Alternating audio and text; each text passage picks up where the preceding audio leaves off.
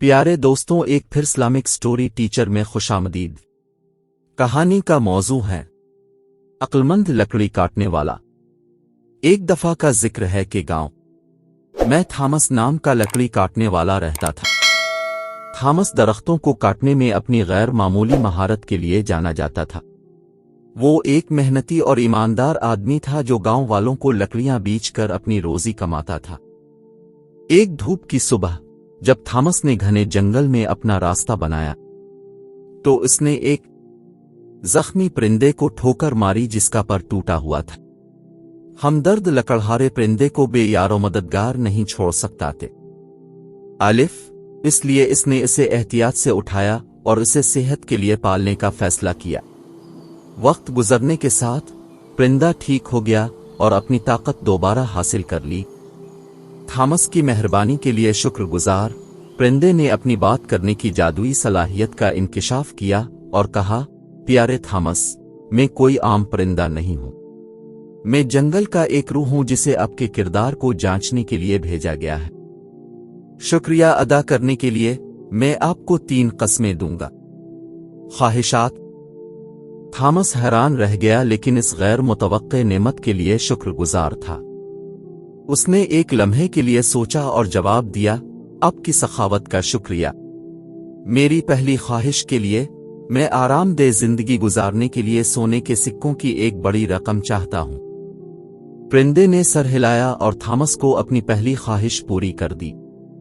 فوراً ہی چمکدار سونے کے سکوں سے بھرا ایک تھیلا اس کے سامنے نمودار ہوا۔ اس نظارے سے مغلوب ہو کر تھامس نے محسوس کیا کہ اس کا دل خوشی سے بھر گیا۔ دن مہینوں میں بدل گئے اور تھامس اپنی نئی دولت سے ہڑپ گیا۔ اس نے اپنے دن عیش و عشرت میں گزارے، اپنے کام کو نظر انداز کرتے ہوئے اور دوسروں کی ضروریات کے بارے میں بہت کم فکر ظاہر کی۔ گاؤں والوں نے اس کے رویے میں تبدیلی دیکھی اور خود کو اس سے دور کرنا شروع کر دیا۔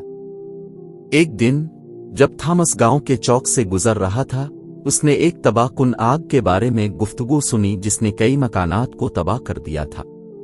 متاثرین، جو اب بے گھر ہو چکے تھے، پناہ اور خوراک کی تلاش میں جدوجہد کر رہے تھے۔ ان کی حالت زار سے بہت پریشان۔ تھامس کو اپنی خود غرضی کے نتائج کا احساس ہوا۔ پچھتاوے سے بھرا ہوا وہ واپس جنگل کی طرف بھاگا اور ایک بار پھر پرندے کو پایا۔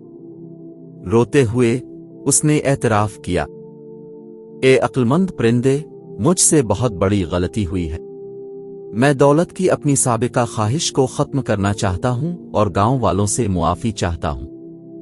پرندے نے تھامس کے حقیقی پچھتاوے کو محسوس کرتے ہوئے اس کی دوسری خواہش پوری کر دی۔ سونے کے سکوں کا تھیلا غائب ہو گیا اور تھامس نے اپنے اوپر سکون کا احساس محسوس کیا۔ اس دن سے آگے تھامس نے گاؤں والوں کی مدد کے لیے خود کو وقف کر دیا۔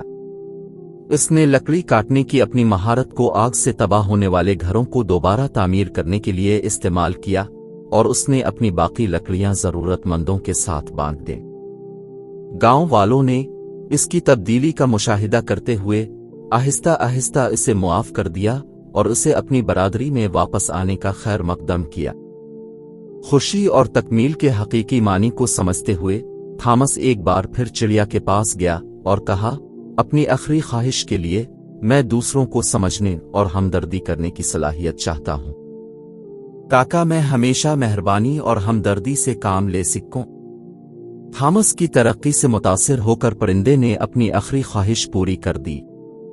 تھامس کو ہمدردی کا تحفہ ملا اور اس نے اپنے باقی ایام ہمدردی اور سمجھ سے بھرے دل کے ساتھ اپنی کمیونٹی کی خدمت میں گزارے۔ کہانی کا اخلاق یہ ہے کہ حقیقی دولت مادی املاک میں نہیں بلکہ کردار کی دولت میں ہوتی ہے۔